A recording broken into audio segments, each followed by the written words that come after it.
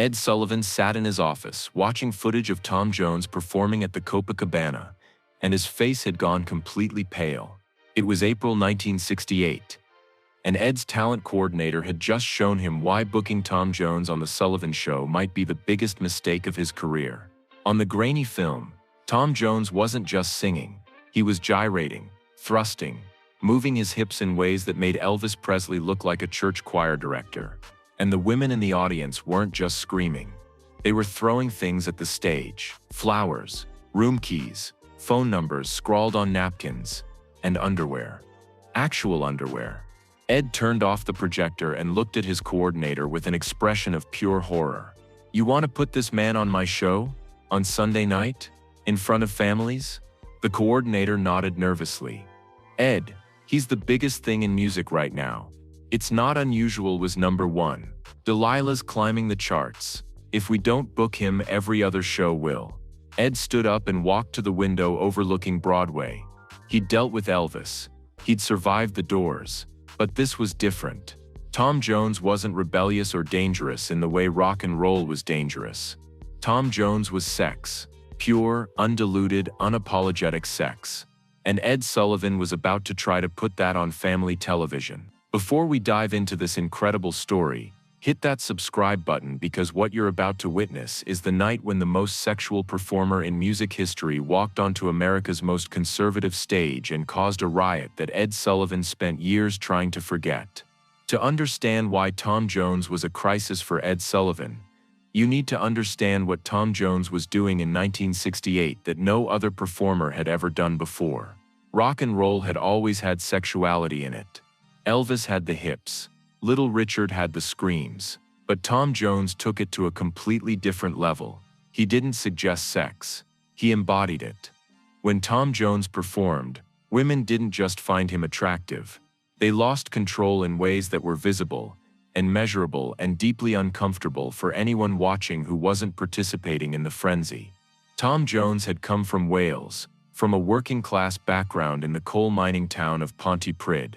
His real name was Thomas Jones Woodward, and he'd spent years grinding through clubs in Wales and England before It's Not Unusual had broken through in 1965. The song had been a massive hit, but the real phenomenon was Tom Jones live. In person on stage, Tom Jones created an energy that nobody in the music industry had quite seen before. Women screamed, fainted, rushed the stage, and Tom encouraged it. He didn't shy away from his sexuality. He weaponized it. By 1968, Tom Jones was selling out shows across America. Las Vegas had made him a headliner.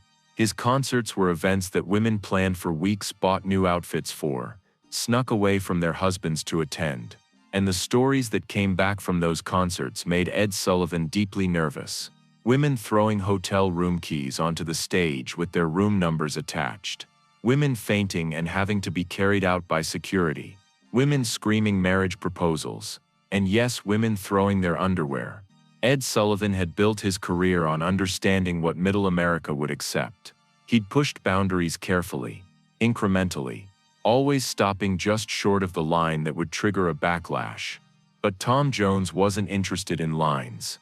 Tom Jones was interested in crossing every line simultaneously and making women grateful that he'd done it. The booking had been made despite Ed's reservations because the business case was overwhelming. Tom Jones was the hottest act in music. His album was selling millions. His singles were dominating the charts. Ed needed young viewers, and Tom Jones delivered young viewers, specifically young female viewers who represented a demographic that advertisers desperately wanted to reach. But Ed had insisted on conditions, very specific conditions. Tom Jones's manager had been called to a meeting at CBS 3 weeks before the scheduled performance. Ed had laid out his requirements with the precision of a contract negotiation. "Tom can perform on my show," Ed had said, "but there are rules: no hip movements, no pelvic thrusts, no suggestive gestures of any kind. He stands at the microphone and he sings. That's it." Tom Jones's manager had tried to explain that Tom's stage presence was inseparable from his singing. "Tom's not being suggestive on purpose. That's just how he moves when he performs. It's natural to him. It's part of what makes him special. Ed had been unmovable. Then he needs to learn to be unnatural, because I will not have a man simulating sex on my stage.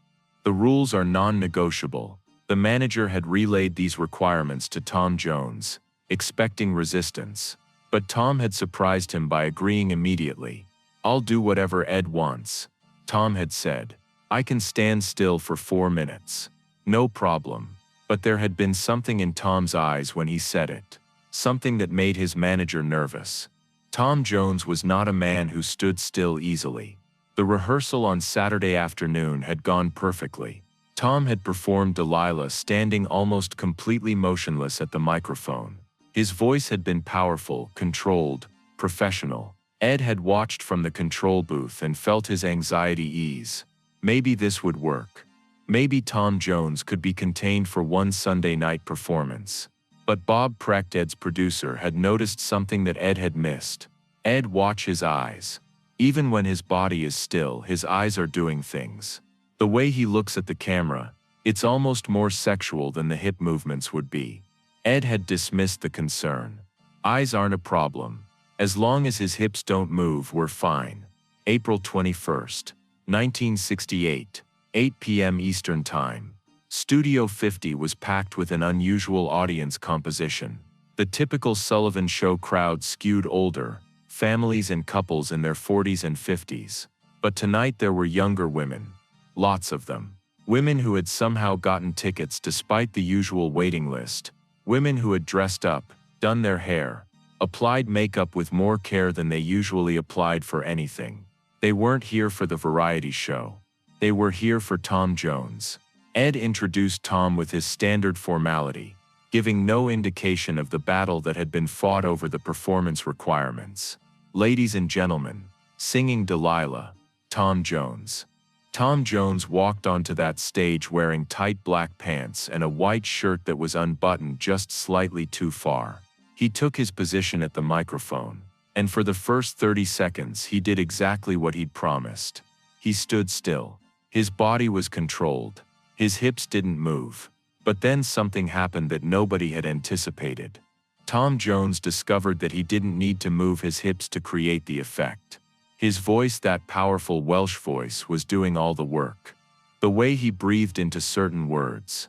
The way he held eye contact with the camera. The way his body remained perfectly still while everything in his expression suggested movement. The women in the studio audience started screaming. Not polite applause. Screaming. And then something happened that had never happened in the Ed Sullivan Theater before.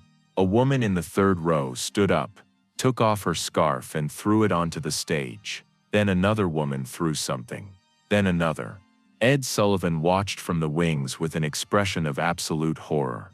Tom Jones was standing completely still, doing exactly what Ed had required, and somehow making it more sexual than if he'd been gyrating across the stage. The women in the audience weren't just responding to Tom Jones. They were losing control in ways that were being broadcast live to 50 million Americans. Tom finished Delilah to thunderous applause and screaming that didn't stop. Ed walked onto the stage to thank Tom, trying to restore order, but the women in the audience were still screaming. And that's when it happened.